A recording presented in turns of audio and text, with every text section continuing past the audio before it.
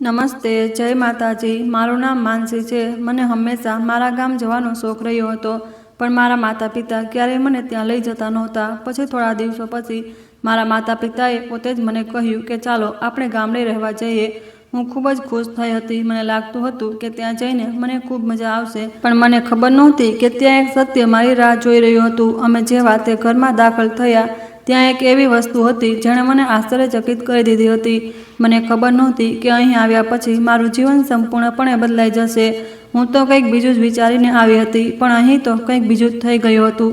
એક એવું રહસ્ય જે હું જાણવા માંગતી હતી, પણ મારા માતા પિતા ઈચ્છતા હતા કે હું આ ઘરની દિવાલોથી દૂર રહું, માત્ર મારા રૂમમાં રહું અને રૂમની બહાર ક્યાંય ન જાઉં। આખરે આ ઘરમાં એવું શું હતું કે હું મારા રૂમમાંથી બહાર ન નીકળું? આ ઘર તો ઘણા વર્ષોથી બંધ પડ્યું હતું। હું તે રૂમમાં દાખલ થઈ તો મેં ત્યાં કંઈક એવું જોયું જેને જોઈને મારી આંખો ફાટી રહી ગઈ અને મારું આખું શરીર ધ્રુજી ઉઠ્યું, કારણ કે અમે તો શહેરના રહેવાસી હતા અને થોડા મહિનાઓ માટે અમે અમારા ગામ આવી ગયા હતા। મને ખબર હતી કે મારા માતા પિતા પહેલાં ગામમાં રહેતા હતા અને તેમનો ઉછેર ત્યાં જ થયો હતો। તેમના લગ્ન પણ ત્યાં જ થયા હતા। તેમણે અમને જણાવ્યું હતું કે તેઓ બાળપણથી જ અમારા સારા શિક્ષણ માટે અને અમને શહેરમાં લઈ આવ્યા હતા। અમે બંને ભાઈ બહેન અમારા માતા પિતાને ગામ જવાની જીદ કરતા હતા।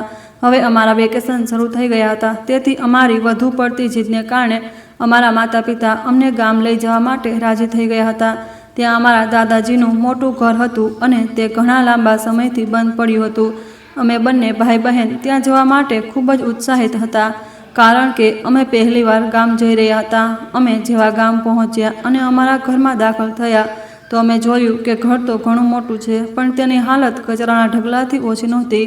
અમે અહીં આવીને ખુશ થયા હતા। પપ્પા અને મારો નાનો ભાઈ ખાવા માટેનો સામાન લેવા ગયા હતા। હું અને મમ્મી ત્યાં એક રૂમને સારી રીતે સાફ કરવામાં લાગી ગયા હતા। સફાઈ કર્યા પછી અમે બહાર આંગણામાં પંખો ચલાવીને બેસી ગયા હતા। મમ્મીએ મને જણાવ્યું કે અમે લોકો અહીં પૂરા 1 મહિના માટે આવ્યા છીએ, જ્યારે અમે પિતાજી પાસે માત્ર 1 અઠવાડિયાની જીદ કરી હતી। મેં મમ્મીને કહ્યું, આખરે અહીં એવો કયો ખજાનો છુપાયેલો છે કે અમારા પિતાજીએ આખો મહિનો અહીં રહેવાનો શોખ જાગ્યો? મમ્મી કહેવા લાગી કે ચૂપ કરીને બેસી રહે, તને અસલ હકીકત ખબર નથી। મને અહીં વિચિત્ર ગૂંગળામણનો અહેસાસ થઈ રહ્યો હતો। મેં મારો મોબાઈલ ચાર્જિંગ પર લગાવ્યો, પણ મેઇન સ્વિચમાં કરંટ આવતો નહોતો। મેં ગુસ્સામાં મોબાઈલ એક તરફ મૂક્યો અને રૂમનું નિરીક્ષણ કરવા લાગી। મેં વિચાર્યું કે મારે આ કબાટ ખોલવું જોઈએ, જેના તાળા પર પણ કાટ લાગી ગયો હતો। મેં કહ્યું કે જોઉં તો ખરી કે આખરે આ કબાટની અંદર શું છે। કદાચ મારી રુચિનો કોઈ સામાન હોય અને મારો કંટાળો થોડો દૂર થઈ શકે। જેવો મેં તાળાને હાથ લગાવ્યો કે કાટથી ભરેલો હતો। 2-3 ઝટકા મારવાથી તાળું ખુલી ગયું હતું। મેં તે તાળું ખોલ્યું અને કબાટની કુંડી પણ ખોલી દીધી હતી। તેની અંદર મને મહિલાઓના કપડાં દેખાયા હતા, જે સરસ રીતે અને સલીકાથી ફોલ્ડ કરીને પડ્યા હતા, પણ તેના પર પણ ધૂળ જામી ગઈ હતી। આ ઉપરાંત મેં ત્યાં જે કંઈ જોયું તે જોઈને હું આશ્ચર્યચકિત થઈ ગઈ। આ વસ્તુઓને હું હાથમાં પકડું તે પહેલાં જ રૂમનો દરવાજો ખુલ્યો અને મને મારી મમ્મીનો ગર્જના કરતો અવાજ સંભળાયો હતો। તે કહેવા લાગી, માનસી, તે આ કબાટ કેમ ખોલ્યો છે?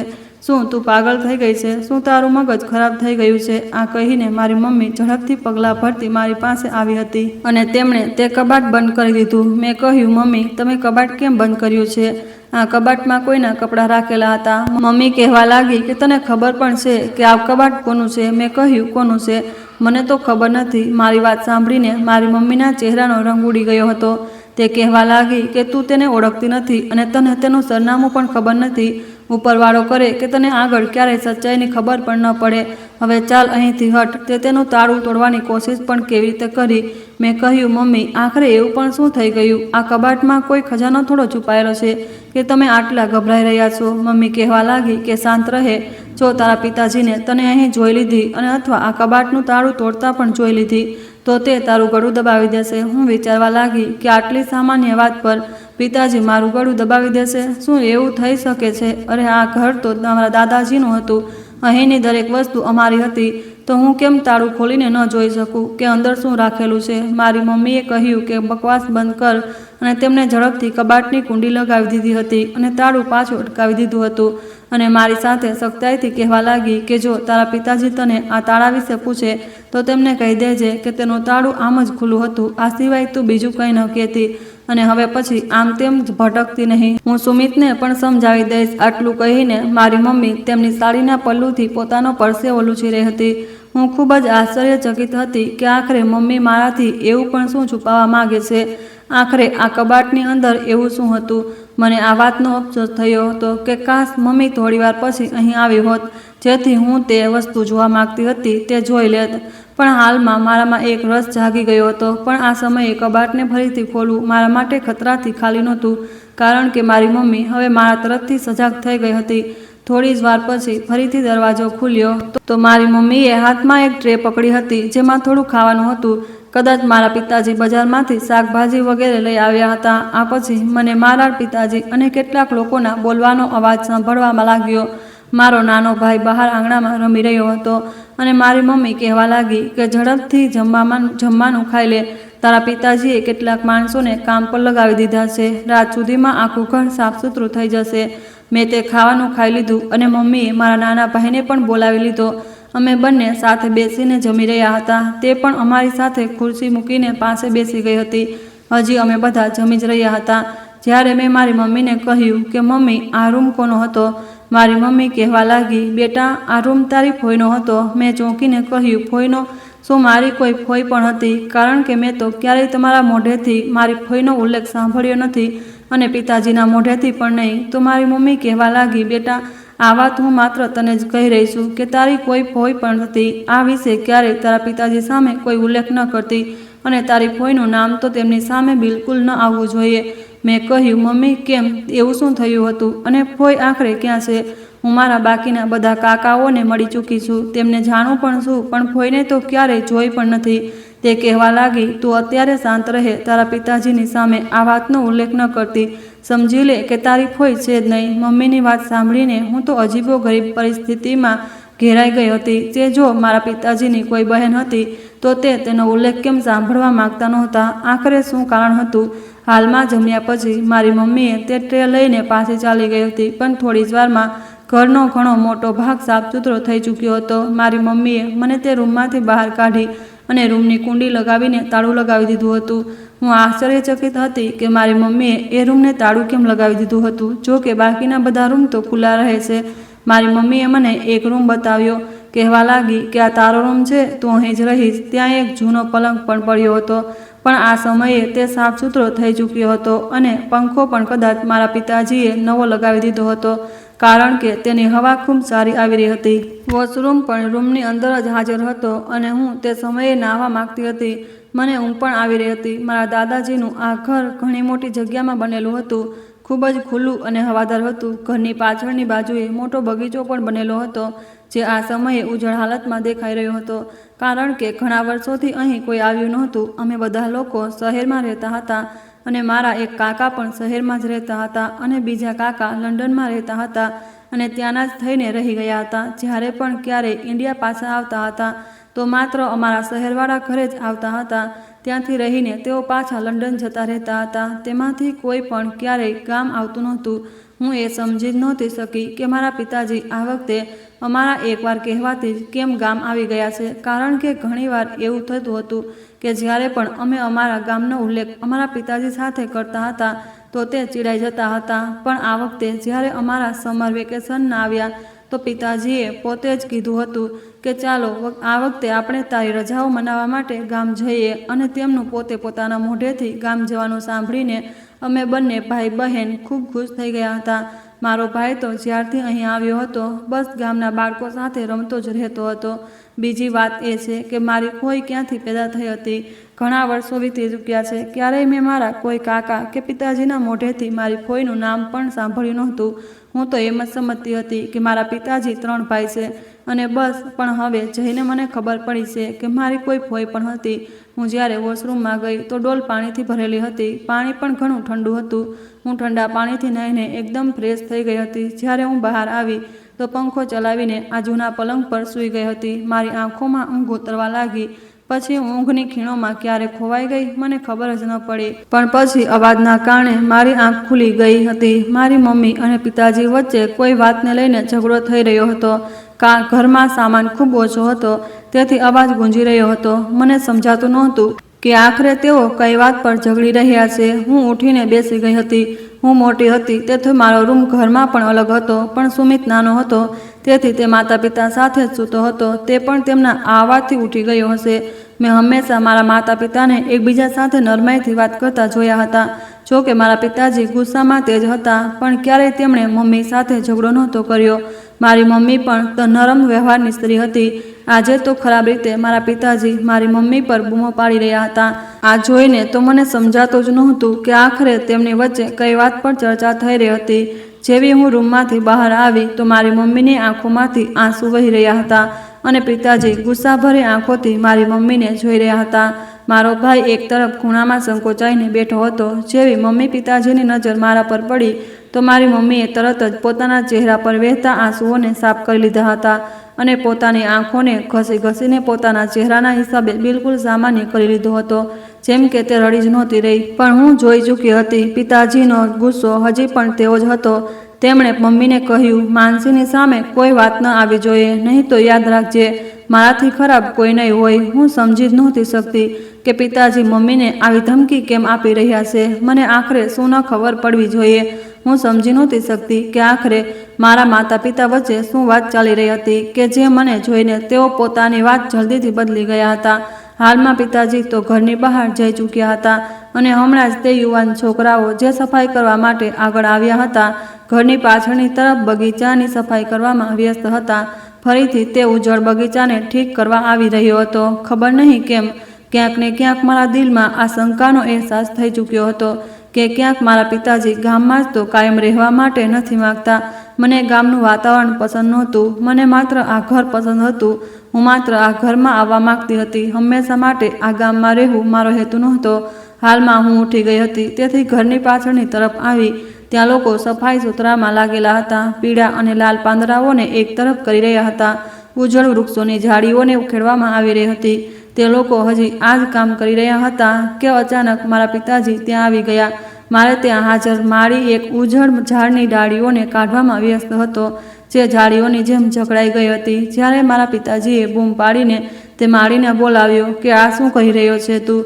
મારા પિતાજીના અવાજ પર માળીનો હાથ અટકી ગયો હતો। તે કહેવા લાગ્યો, માલિક, આ બધું બેકાર થઈ ગયું છે, તેથી તેને ઉખેડી રહ્યો છું જેથી નવા છોડ લગાવી શકું અથવા નવા વૃક્ષો લગાવી શકું। મારા પિતાજી કહેવા લાગ્યા કે તું આ ઝાડને હાથ નહીં લગાવીશ, બલકે આ તરફ તું કંઈ પણ નહીં કરે, તેને એમ જ રહેવા દે, અહીં કંઈ પણ નહીં કરવામાં આવશે। માળી મારા પિતાજીને જોવા લાગ્યો તો મારા પિતાજી કહેવા લાગ્યા કે બાકીના બધા બગીચાના જૂના અને કરમાયેલા વૃક્ષોનો બીજે બીજ નાખી દે, પણ આ તરફ કોઈ કામ નહીં કરવામાં આવે, તેને એમ જ વેરાન રહેવા દે। આ સાંભળીને માળીએ ખભા ઉલાડીને ત્યાંથી જતો રહ્યો હતો અને બીજી તરફથી ઝાડીઓ ખેંચવા લાગ્યો। મારા પિતાજી કહેવા લાગ્યા કે તું અહીં કેમ આવી છે? તને પહેલાંથી જ ડસ્ટ એલર્જી છે? તો મેં કહ્યું, હું આમ જ કંટાળી રહી હતી તેથી અહીં આવી ગઈ। મારા પિતાજી કહેવા લાગ્યા કે જા, અંદરની તરફ જા, તારી મમ્મી કિચનમાં રસોઈ બનાવી રહી છે, તેમની મદદ કર, અહીં તારું કોઈ કામ નથી। હું પાછી મારી મમ્મી પાસે આવી ગઈ હતી। મારી મમ્મી કિચનને સાફ કરીને રસોઈ બનાવવામાં વ્યસ્ત હતી,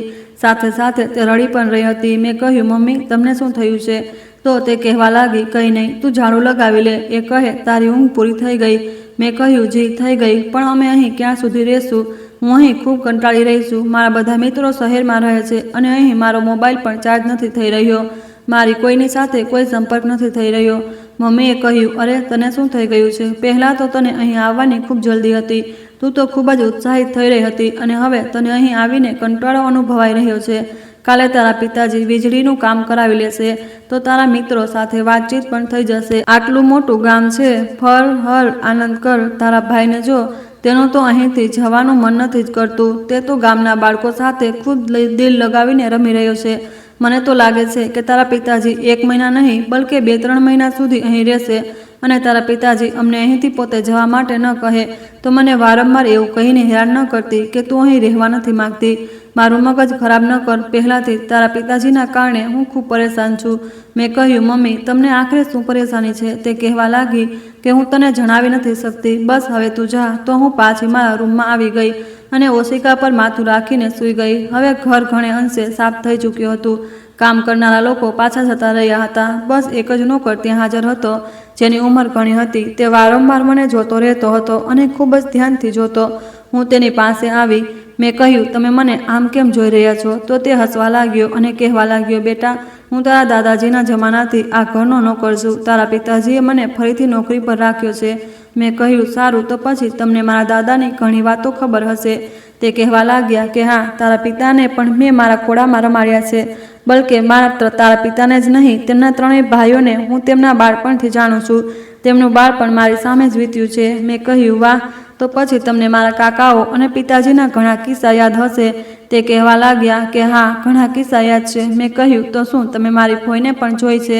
આ વાતથી તેના ચહેરાનો રંગ એકદમ ઉડી ગયો. તે ઝડપથી ઇનકારમાં માથું હલાવવા લાગ્યા અને કહેવા લાગ્યા, ના, હું કાજલ વિશે કંઈ પણ જાણતો નથી.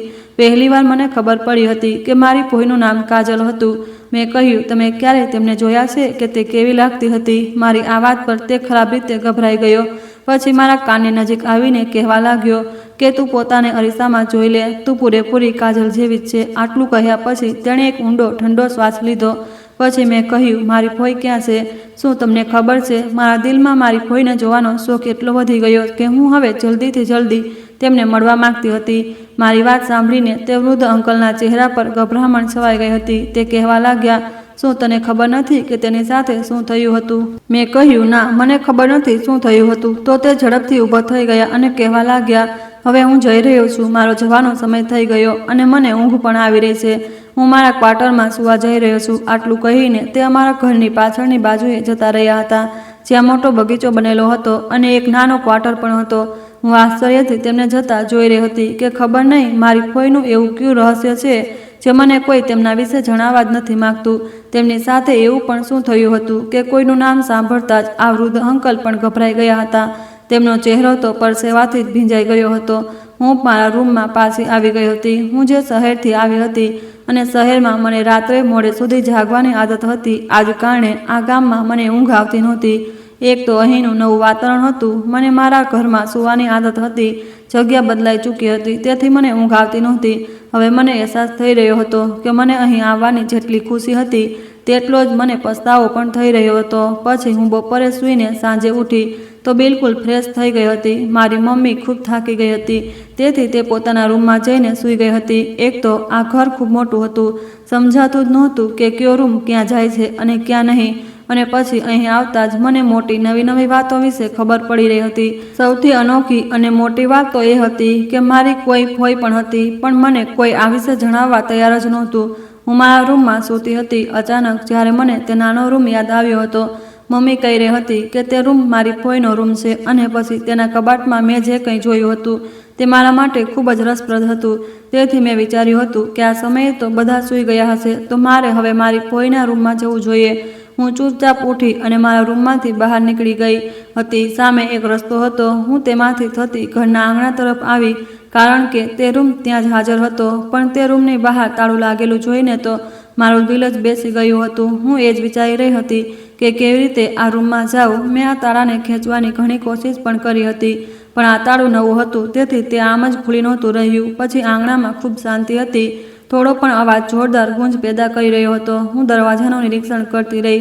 પછી જેવી નિરાશ થઈને હું પાછી ફરવા લાગી તો મારી નજર આ દરવાજાની બહાર બનેલી બારી પર પડી હતી. મેં વિચાર્યું કે મારે બારી તરફ જવું જોઈએ. કદાચ હું બારીના માધ્યમથી અંદર જઈ શકું.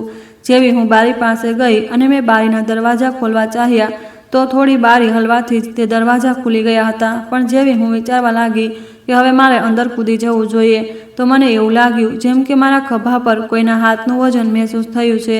આ મહેસૂસ કરીને તો મારો જીવ જ નીકળી ગયો હતો.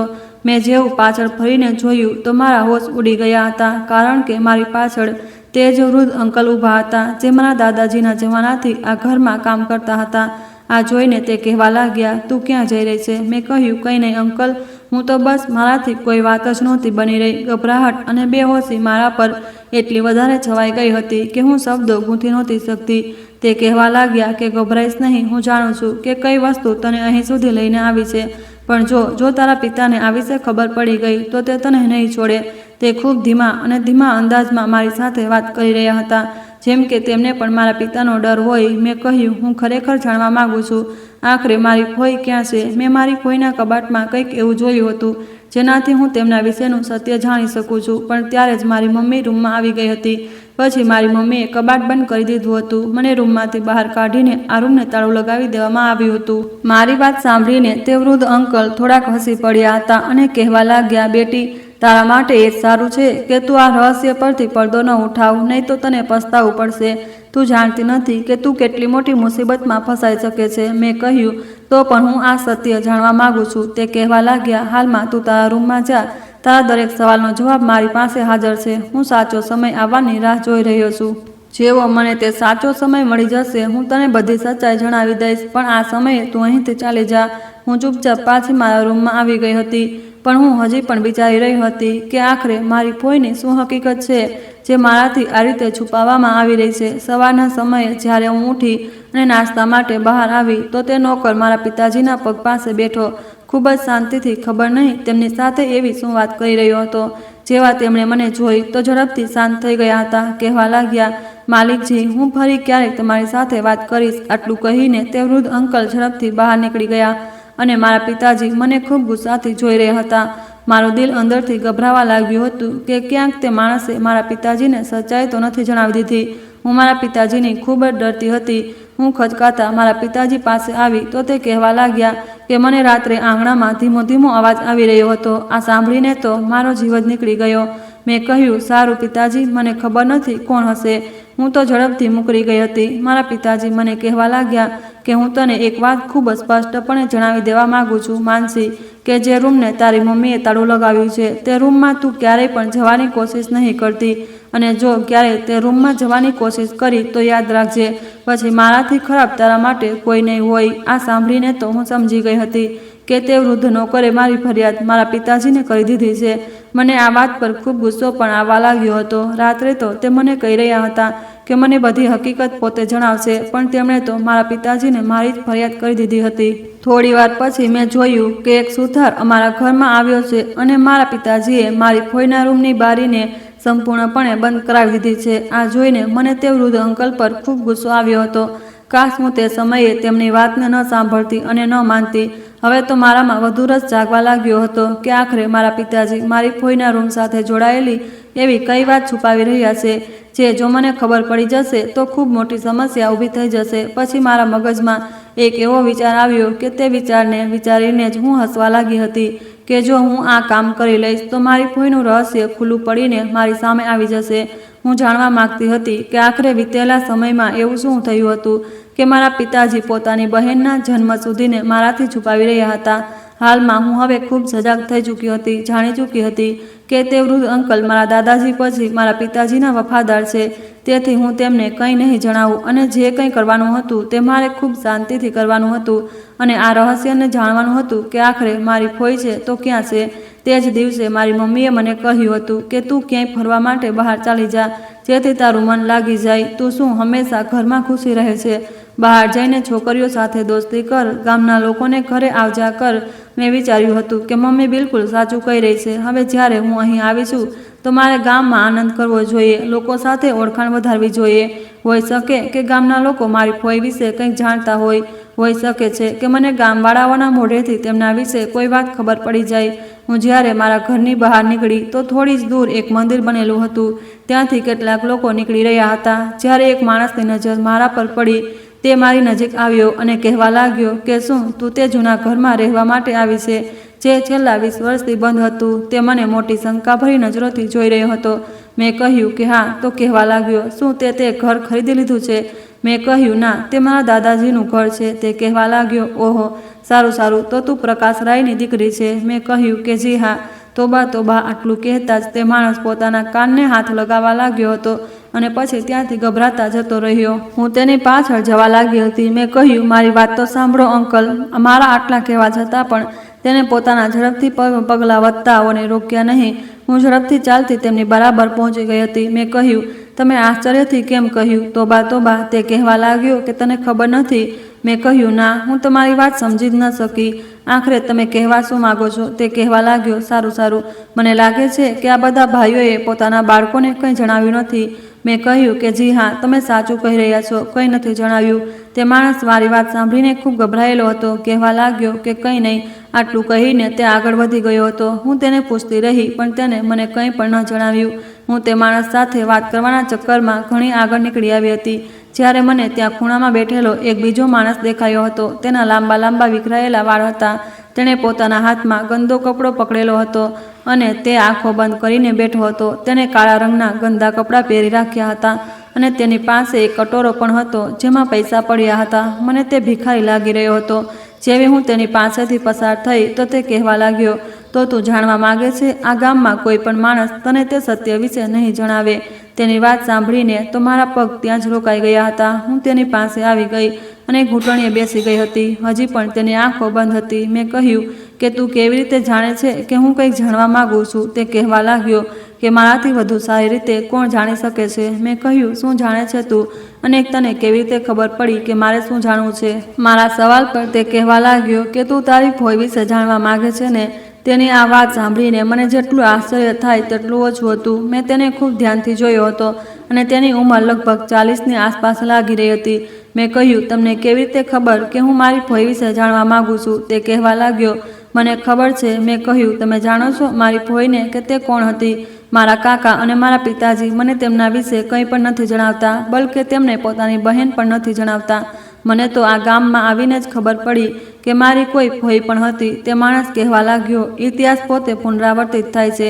તારા પિતા મોટો દાવો કરીને અહીંથી ગયા હતા કે તે અહીં પાછા ક્યારેય નહીં ફરે. પણ જોઈ લે, જેમ તે અહીં પાછા આવ્યા છે તો હવે તેમના કર્મોની સજા પણ શરૂ થઈ જશે.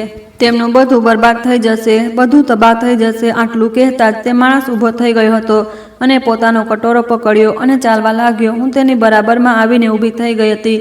મેં કહ્યું, તમારી વાતનો આખરે શું અર્થ છે? ખબર નહીં કેમ મને તે માણસની વાત સાંભળીને ખૂબ ડર લાગી રહ્યો હતો. જોકે જે કંઈ પણ હતું, મને મારા પિતા પ્રત્યે ખૂબ પ્રેમ હતો. હું નહોતી ઈચ્છતી કે તેમને કોઈ નુકસાન પહોંચે. તે માણસ કહેવા લાગ્યો કે સમયનું પૈડું ફરીથી ચાલશે. ખરાબ કર્મોના ખરાબ પરિણામોનો સમય શરૂ થઈ ચૂક્યો છે. કોઈ નહીં બચે, કોઈ પણ નહીં બચે. આટલું કહીને તે આગળ વધી ગયો હતો. તે માણસની ગતિ ખૂબ ઝડપી હતી. થોડાક જ પગલાઓમાં તે ઘણો આગળ નીકળી ચૂક્યો હતો. હું તેની પાછળ દોડી હતી. તે ગલીના વળાંક પર જઈ ચૂક્યો હતો, પણ મારો જીવ તો તે સમયે નીકળી ગયો હતો. જ્યારે મેં ગલીના વળાંક તરફ વળીને જોયું તો તે માણસ ગાયબ થઈ ચૂક્યો હતો. જોકે આટલી ઝડપમાં તે ક્યાંય પણ જઈ નહોતો શકતો. જે ગલીમાં તે વળ્યો હતો તે ગલી સુમસામ હતી. ત્યાં કોઈ પણ ઘર આબાદ નહોતું, બલકે ખાલી ગલી હતી. ચારે તરફ બસ દિવાલો જ દિવાલો હતી. દિવાલની બીજી તરફ સ્મશાન ઘાટ બનેલો હતો. હું આશ્ચર્યચકિત હતી કે તે આટલી જલ્દી ક્યાં ગયો. પછી મને ડર લાગવા લાગ્યો. હું ઘરે પાછી આવી ગઈ, પણ મારું મગજ મૂંઝાઈ ગયું હતું. જ્યારે હું ઘરે આવી તો મારી મમ્મી રસોઈ બનાવી ચૂકી હતી. મેં કહ્યું, મમ્મી, તમે મને જણાવો કે પિતાજી દર વખતે તો અમને અહીં આવવા માટે ના પાડી દેતા હતા, પણ આ વખતે તે પોતે અમને અહીં કેમ લઈ આવ્યા છે? તેમને અહીં એવું શું કામ હતું? મારી મમ્મી કહેવા લાગી કે કંઈક ખૂબ જરૂરી કામ હતું, તેથી તેમને આવવું પડ્યું. અને તમે લોકો પણ તો તેમની જીદ કરતા હતા. તમે બંને ભાઈ બહેનને ગામનું ઘર જોવાનો મોટો શોખ હતો, તેથી તે તમારો શોખ પૂરો કરવા માટે તમને અહીં લઈ આવ્યા છે. તેમ પણ તે અહીં ક્યારેક ને ક્યારેક તો આવતા જ. મેં કહ્યું, આખરે તેમને એવું પણ શું કામ જરૂરી કામ હતું? તો મમ્મી કહેવા લાગી, તું સવાલો ખૂબ કરે છે. મને ખબર નથી કે શું કામ હતું, અને ખબર પણ હશે તો હું તને કેમ જણાવીશ? તારી ઉંમર નથી આવા સવાલોની. તું 15 વર્ષની છે. તું મોટી મોટી વાતો અને વાતોથી ગહેરાઈઓને જાણતી નથી. અને ન તો તારા પિતાજી મને આ વસ્તુઓની પરવાનગી આપે છે કે હું તને બધી વાત જણાવું. હું વિચારી ચૂકી હતી કે આજે રાત્રે કંઈ પણ થાય, હું મારી ફોઈના રૂમમાં જરૂર જઈશ.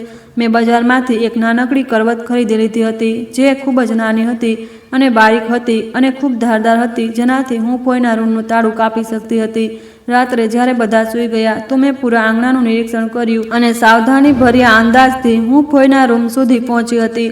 હવે મેં તે પાતળી કરવત લીધી અને તે તાળાને કાપવાનું શરૂ કરી દીધું હતું. બસ 10 મિનિટ લાગી હતી. તાળું કપાઈ ચૂક્યું હતું. મેં ઝડપથી સાવધાનીથી તાળું ખોલ્યું અને ધીમેથી કુંડી ખોલીને રૂમને અંદર જઈને દરવાજો બંધ કરી દીધો હતો. કબાટમાં તે જ તૂટેલું તાળું લાગેલું હતું. મેં તે તાળું અને કબાટ ખોલ્યું, જેમાં એક જૂની આલ્બમ રાખેલી હતી. જ્યારે મેં તે ખોલીને જોઈ તો મારી આંખો આશ્ચર્યથી ફેલાઈ ગઈ હતી. તેમાં એક સુંદર છોકરીનો બ્લેક એન્ડ વ્હાઇટ ફોટો હતો. મારા પિતાજીની સાથે તે છોકરી ઊભી હતી અને એક ફોટામાં તે પોતાના 3 ભાઈઓ સાથે હતી. મેં તે આલ્બમ જોઈ અને જેવી પાછી રાખવા લાગી તો પાછળ એક ડાયરી હતી, જે ધૂળથી ભરેલી પડી હતી. તે ડાયરી મેં ઉઠાવી, તેની ધૂળને સારી રીતે સાફ કરી અને જેવી ડાયરી ખોલી વિચાર્યું કે જોઉં કે આખરે તેમાં શું લખેલું છે. તેને વાંચીને તો મારા હોશ જ ઉડી ગયા હતા. મેં ડાયરીને પાછળની બાજુથી ખોલી હતી, જેના પર બ્લુ કલરની પેનથી કેટલાક શબ્દો અધૂરા લખેલા હતા અને કેટલાક પૂરા લખેલા હતા. કદાચ છેલ્લા પાના પર રડતા રડતા મારી ફોઈએ લખ્યું હતું કે મેં ડાયરીને શરૂઆતથી વાંચવાનું શરૂ કરી દીધું હતું તો તેના પર લખેલું હતું કે હું કાજલ રાય મારા 3 ભાઈઓની એકમાત્ર બહેન છું. મારા 3 ભાઈ મને ખૂબ પ્રેમ કરતા હતા, મારી દરેક વાત માનતા હતા. મને યાદ નથી કે મારા મોઢેથી કોઈ એવી વાત નીકળી હોય અને મારા ભાઈઓએ તેને પૂરી ન કરી હોય. ખૂબ જ લાડ પ્રેમથી મારા 3 ભાઈઓએ મને ઉછેરી હતી. સૌથી પહેલાં સમસ્યા તો તે સમયે ઊભી થઈ હતી જ્યારે મારા પિતાજીએ વારસામાં મારો હિસ્સો રાખી દીધો હતો અને એમ કહ્યું હતું કે કાજલને પણ મારા વારસામાં તેટલો જ હિસ્સો આપવામાં આવશે જેટલો તે હકદાર છે. આ વાત પર સૌથી પહેલાં વાંધો મારા મોટા ભાઈ પ્રકાશ રાયને થયો હતો. તે કહેવા લાગ્યા કે કાજલને અમે વારસાના હિસ્સામાં કંઈ પણ નહીં આપીએ, કારણ કે આજ સુધી અમારા ખાનદાનમાં દીકરીઓને વારસો આપવામાં આવ્યો નથી. આ વાત સાંભળતા જ મારા પિતાજીએ કહ્યું કે હું મારી દીકરીને વારસામાં હિસ્સો આપીશ. અમારા ખાનદાનમાં જાહિલો જેવો રિવાજ હતો, પણ હવે આ રિવાજ ક્યારેક ને ક્યારેક કોઈકને તો ખતમ કરવો જ છે. પણ મારા 3 ભાઈઓએ જ્યારે પિતાજીની આ વાત સાંભળી તો તેમના કપાળ પર કરચલીઓ પડી ગઈ હતી અને મને મારા 3 ભાઈઓ પ્રત્યે એટલો પ્રેમ હતો કે મેં મારા પિતાજીને કહ્યું હતું કે મને કોઈ હિસ્સો નથી જોઈતો, તમે મારો હિસ્સો મારા 3 ભાઈઓને આપી દો. મારા ભાઈ મારી જાન છે અને હું મારી જાન પણ તેમના પર કુરબાન કરી શકું છું. પણ હું નહોતી જાણતી કે ભવિષ્યમાં મારી સાથે શું થવાનું છે. જ્યારે મારા સૌથી નાના ભાઈ પ્રદીપ રાયનું સગપણ નક્કી થયું તો તેમના શાળા સાથે મારું સગપણ પણ જબરદસ્તીથી નક્કી કરી દેવામાં આવ્યું હતું. જો કે તે છોકરો મને બિલકુલ પસંદ નહોતો. તે સારો યુવાન છોકરો પણ નહોતો, બલકે મોટી ઉંમરનો નશેડી હતો. મેં જ્યારે મારા ભાઈઓ સાથે આ વાત પર વાંધો ઉઠાવ્યો કે મને તે છોકરો પસંદ નથી અને તે સારો પણ નથી, તો મારા ભાઈ કહેવા લાગ્યા કે અમારા ખાનદાનમાં ઘરના વડીલો જ બહેન દીકરીઓનું સગપણ કરતા આવ્યા છે, તેથી તે લગ્ન તારે અમારી મરજી મુજબ જ કરવા પડશે. તારા લગ્ન તેની સાથે જ થશે જેને અમે તારા માટે પસંદ કર્યો છે. પણ મેં ઇનકાર કરી દીધો હતો. મેં કહ્યું હું તે છોકરા સાથે ક્યારેય લગ્ન નહીં કરું. તે તો નશામાં આવીને મને મારશે, પીટશે, મારું જીવન બરબાદ થઈને રહી જશે. પણ કોઈ પણ ભાઈએ મારી આ વાત પર ધ્યાન નહોતું આપ્યું. તે કહેવા લાગે કે આ તો વર્ષોથી ચાલ્યું આવે છે, ભલે તે જેવો પણ હોય, તારું જીવન તેની સાથે જ વિતાશે. હું એક ભણેલી ગણેલી છોકરી હતી. અમારા ગામની ખૂબ ઓછી છોકરીઓમાં મારું નામ સામેલ થતું હતું જેમણે MAની ડિગ્રી મેળવી હતી. નહીં તો અમારા ઘરમાં તો છોકરીઓને 5મા કે 6ઠા ધોરણ સુધી શિક્ષણ આપવામાં આવતું હતું. મેં MAની ડિગ્રી મેળવી હતી તો મારા પિતાને કારણે મેળવી હતી, કારણ કે તેમની વિચારસરણી મારા ભાઈઓ જેવી નહોતી.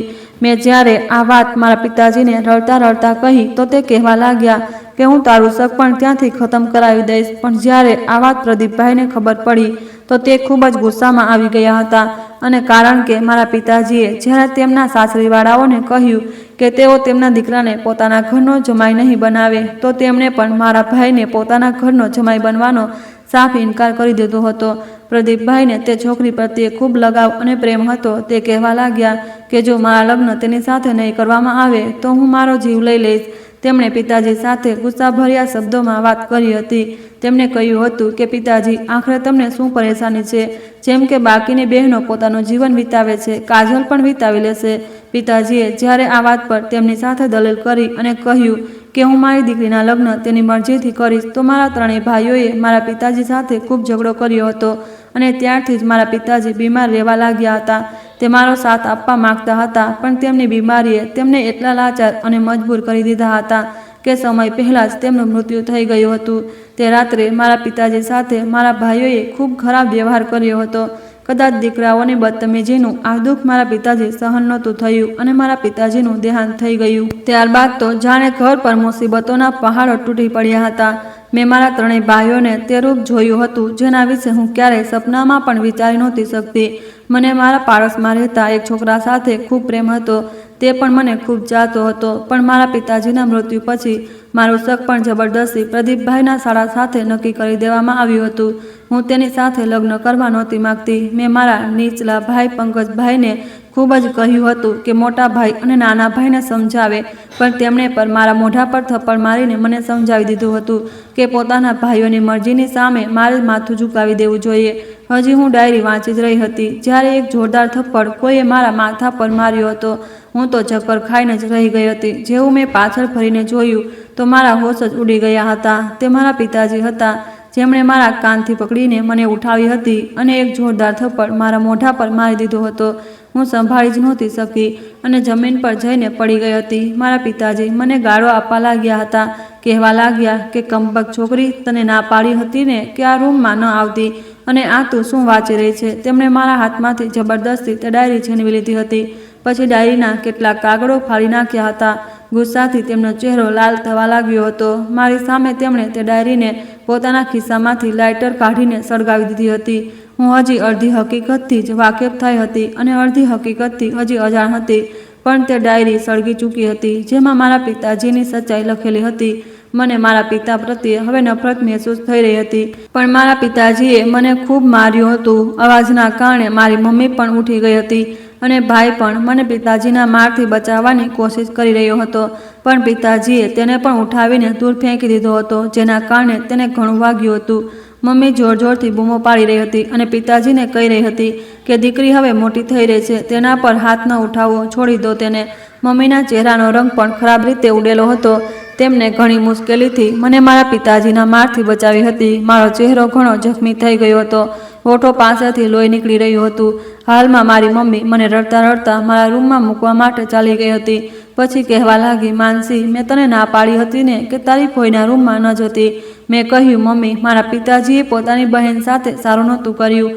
આ સાંભળતા જ મમ્મી કહેવા લાગી, સારું સારું, તું શાંત થઈ જા. તું તારા પિતાના ગુસ્સાને નથી જાણતી, તે તને પણ નહીં છોડે. બસ શાંત થઈ જા. પણ બાકીની હકીકત હજી પણ હું જાણવા માંગતી હતી કે આખરે ફોઈ સાથે શું થયું હતું. આખરે મને આ વિશે કોણ જણાવતું? મેં વિચાર્યું હતું કે મારે ઘરના નોકરને પૂછવું જોઈએ, પણ હાલમાં મને વિચાર આવ્યો કે તે તો મારા પિતાજીનો વફાદાર નોકર છે, તે ક્યારેય મને સત્ય નહીં જણાવે. પછી મને તે ભિખારીનો વિચાર આવવા લાગ્યો. તે જરૂર આ વિશે ઘણું બધું જાણતો હતો. હાલમાં હું બીજા દિવસે ઘરની બહાર નીકળી ગઈ હતી. મારી આંખો તે ભિખારીની શોધમાં હતી, જેની થોડીક જ વાતોએ મારા હોશ ઉડાવી દીધા હતા. ચોક્કસ તે ખૂબ કંઈક જાણતો હતો. હું તેને શોધી રહી હતી. ખબર નહીં તે ક્યાં ગયો હતો. હું તે જ ગલીમાં આવી ગઈ હતી જ્યાંથી તે મને ગાયબ થતો દેખાયો હતો. જ્યારે હું ત્યાં ગઈ તો ત્યાં એક ખૂણામાં બેઠેલો હતો અને તે ત્યાં તો આંખો બંધ કરીને હાથમાં કટોરો પકડીને બેઠો હતો. હું તેની પાસે ગઈ તો તેણે પોતાની બંધ આંખોમાં જ મને જોઈ લીધો હતો અને કહ્યું, તારા પિતાએ તારી શું હાલત કરી દીધી? તારો પિતા ખૂબ જ જાલિમ માણસ છે. તે એક દરિંદો છે, બલકે તારા બંને કાકા પણ દરિંદા છે. મેં કહ્યું, હું સત્ય જાણવા માંગુ છું. પ્લીઝ મને જણાવો કે સત્ય શું છે? તે કહેવા લાગ્યો, તારી ફોઈ સાથે ખૂબ મોટો જુલમ થયો હતો. મેં કહ્યું, શું થયું હતું તેમની સાથે? તે માણસે પોતાની આંખોમાંથી આંસુ સાફ કર્યા. પછી કહેવા લાગ્યો કે શું તું તારી ફોઈને ન્યાય અપાવવા માંગીશ? મેં કહ્યું કે હા, હું પૂરી કોશિશ કરીશ. તમે મને જણાવો તો ખરા. તે કહેવા લાગ્યો, ખબર નહીં ઇજ્જતના નામે સ્ત્રીને ક્યાં સુધી મોતને ઘાટ ઉતારવામાં આવશે. પછી તે માણસ કહેવા લાગ્યો કે તારી ફોઈ પોતાના પાડોશના છોકરાને પસંદ કરતી હતી, પણ તારા કાકા અને તારા પિતાએ તેના લગ્ન તેની મરજી વિના જ નક્કી કરી દીધા હતા. તે લોકો તેની પોતાની મરજીની ભેટ ચડાવવા માંગતા હતા. એક એવા માણસ સાથે તેના લગ્ન કરાવવા માંગતા હતા જે નશો કરતો હતો અને લગ્ન પછી તારી ફોઈનું જીવન બરબાદ કરી દેત. તારી ફોઈ પોતાના પડોશમાં રહેતા છોકરાથી પ્રેમ કરતી હતી. તેથી જ્યારે તેને આ ખબર પડી કે કાજલના લગ્ન કરાવવામાં આવી રહ્યા છે, તો તે પોતાની મમ્મીને લઈને ઘરે આવી ગયો હતો. તેણે ખૂબ વિનંતી કરી હતી. તે ઇજ્જત સાથે તારી ફોઈને પોતાની ધર્મપત્ની બનાવવા માંગતો હતો. તેની મમ્મીએ પણ ખૂબ વિનંતીઓ કરી કે મારા દીકરાના લગ્ન કાજલ સાથે કરાવી દો. અમને કાજલ સિવાય બીજું કંઈ પણ નથી જોઈતું. પણ તારા નાના કાકાજી પ્રદીપની જીદ હતી કે કાજલના લગ્ન થશે તો તેમના સાળા સાથે થશે. તે લોકોએ ખૂબ વિનંતી કરી હતી, પણ ન તો તારા પિતા માન્ય હતા અને ન તો તેમના બંને ભાઈ. તે ત્રણેય ભાઈઓ મળીને પોતાની બહેનનું જીવન બરબાદ કરવા પર તૂટેલા હતા. અને પછી એક દિવસ જ્યારે તે સવારે ઉઠ્યા તો કાજલ ઘરમાંથી ગાયબ હતી. બસ એક પત્ર રાખેલો હતો જેના પર લખેલું હતું, તમે લોકો મારી સાથે ખૂબ મોટો જુલમ કરવા જઈ રહ્યા છો. મેં તમને ખૂબ કહ્યું હતું કે મારી સાથે આ બધું ન કરો, પણ જ્યારે તમે લોકોએ મારી એક ન સાંભળી તો હવે હું આ ઘર છોડવા અને ભાગી જવા પર મજબૂર થઈ ગઈ છું. મને શોધવાની કોશિશ પણ ન કરતા. આ પત્ર વાંચીને તારા પિતા અને કાકાની ગેરજ જાગી ગઈ હતી. તેમણે દરેક જગ્યાએ તેને શોધવાની કોશિશ કરી હતી, પણ તે ક્યાંય મળી નહોતી. બસ આ ખબર મળી કે તેને તે છોકરા સાથે લગ્ન કરી લીધા છે જે તેને પસંદ કરતો હતો. કારણ કે જ્યારથી કાજલ ઘરમાંથી ગાયબ હતી ત્યારથી તે છોકરો પણ પોતાની મમ્મી સહિત તે પોતાના ઘરમાંથી ગાયબ હતો અને તેને તેની સાથે લગ્ન પણ કરી લીધા છે અને તે કોઈ ગુમનામ જગ્યાએ રહે છે. મારા પિતા અને કાકાઓએ તેને ખૂબ શોધવાની કોશિશ કરી હતી, પણ તે લોકો સફળ ન થઈ શક્યા. તેમણે તે છોકરા આકાશના સગા સંબંધીઓને ટોર્ચર કરવાનું શરૂ કરી દીધું અને તેમણે કહ્યું કે જો કાજલ અને આકાશ ન મળ્યા તો અમે લોકો તમને નહીં છોડીએ. પણ તેમના સગા સંબંધીઓને તેમના વિશે કંઈ ખબર નહોતી, અહીં સુધી કે આકાશ પોતાની મમ્મીને પણ પોતાની સાથે લઈ ગયો હતો. જાણતો હતો કે કાજલના ત્રણેય ભાઈ આકાશની મમ્મીને ખૂબ પરેશાન કરશે. આ રીતે 1 વર્ષ વીતી ગયું હતું. તારા પિતા અને તારા બંને કાકા આકાશના મોસાળે ગયા હતા અને તેમને જઈને કહેવા લાગ્યા કે અમે કાજલ અને આકાશને માફ કરી દીધા છે. તે લોકોને કહો કે જે થવાનું હતું તે થઈ ગયું. તેથી અમે ઈચ્છીએ છીએ કે અમારી બહેન અમારી પાસે આવી જાય. અમે પહેલાંની જેમ જ તેને પ્રેમ અને મોહબ્બતથી રાખીશું. અમને હવે તે બંનેના સંબંધ પર કોઈ વાંધો નથી. આકાશના સગા સંબંધીઓ તો નહોતા જાણતા કે આકાશ અને કાજલ ક્યાં છે, પણ આકાશના જે મિત્રો ગામમાં રહેતા હતા તેમને ખબર હતી કે આકાશ અને કાજલ ક્યાં રહે છે. તેમણે આકાશ અને કાજલ સુધી આ ખબર પહોંચાડી દીધી હતી કે કાજલના ત્રણેય ભાઈઓએ તેને માફ કરી દીધી છે અને તે લોકો સુલેહ કરવા માંગે છે. વીતેલા 1 વર્ષમાં આકાશની મમ્મી આ દુનિયા છોડીને ચાલી ગઈ હતી અને તે બંને એકબીજા સાથે જ હતા. આકાશ અને કાજલે તેમની વાતો પર ભરોસો કરી લીધો હતો. 1 મહિના પછી કાજલ પોતાના ગામના સાસરીવાળા ઘરમાં પાછી આવી ચૂકી હતી. જેવા તારા પિતા અને કાકાઓને ખબર પડી કે તે આવી ચૂકી છે તો તેઓ પોતાની બહેનને પ્રેમ અને મોહબ્બત સાથે મનાવવા માટે ચાલી ગયા હતા. તેમણે કાજલને કહ્યું હતું કે ચાલો અમે તને અમારા ઘરે લેવા માટે આવ્યા છીએ. અમે તારી દરેક ભૂલને, દરેક નાદાનીને માફ કરી દીધી છે. થોડા દિવસ અમારી સાથે અમારા ઘરે જ રહે. તું ઈચ્છે તો તે પોતાના સાસરી પણ આવી જજે. પછી એ જ થયું હતું. કાજલ થોડા દિવસ માટે પોતાના માયકે ચાલી ગઈ હતી, પણ તેને માયકે બોલાવીને તારા પિતાએ, તારા કાકાઓએ તેના ગેરતના નામે એવું કરી દીધું હતું અને ગામવાળાઓને જણાવ્યું હતું કે તે રાત્રે તો બરાબર સૂતી હતી પણ સવારે જાગી જ નથી રહી. જો કે તેના ગળા પર લાલ રંગના નિશાન પણ હાજર હતા, જેમ કે તેના ગળામાં દુપટ્ટો નાખીને તેને મારવાની કોશિશ કરવામાં આવી હોય. ફોઈની કહાની સાંભળીને તો મારી આંખોમાંથી આંસુ જ નીકળી આવ્યા હતા. તે માણસે આગળ કહ્યું, તું જાણે છે કે તારી ફોઈની લાશ ક્યાં દબાયેલી છે? આ સાંભળીને હું ચોંકી ગઈ હતી. મેં કહ્યું, શું મતલબ છે તમારો? હું નથી જાણતી. તેમણે જણાવ્યું કે તારી ફોઈને તારા પિતા અને કાકાઓએ તારા ઘરમાં બનેલા બગીચામાં ખાડો ખોદીને દફનાવી દીધી હતી. જે બગીચો ઉજ્જડ છે ત્યાં જ તારી ફોઈને દબાવી દેવામાં આવી હતી અને આ કરતાં તારા પિતા અને કાકાઓના હાથ પણ નહોતા ધ્રુજ્યા. પછી તે કહેવા લાગ્યો કે તું જાણે છે કે હું કોણ છું? મેં કહ્યું કે ના, હું નથી જાણતી. તમે કોણ છો? તો તે કહેવા લાગ્યો, હું તે જ બદનસીબ માણસ છું જેનાથી કાજલ પ્રેમ કરતી હતી, જેની સાથે તેને લગ્ન કર્યા હતા. હું જ આકાશ છું. હું આજે પણ કાજલને ખૂબ પ્રેમ કરું છું. તેના ગમમાં મેં દુનિયા છોડી દીધી અને ઉપરવાળાની લીલામાં મગ્ન રહું છું. તારો પિતા અહીં તે ઘર વેચવા માટે આવ્યો છે, પણ જોઈ લેજે કે તે ઘરમાં આજે પણ કાજલની લાશ દબાયેલી છે, જે ત્યાં જ રહેશે, કારણ કે ઉપરવાળો દુનિયામાં જ હિસાબ લેવાનું શરૂ કરી દે છે.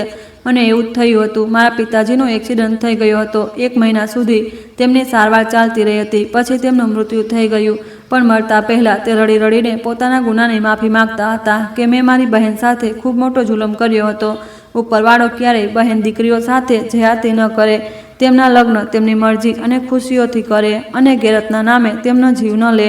મારા બંને કાકા પણ પોતાના કર્મોની સજા ભોગવી રહ્યા છે.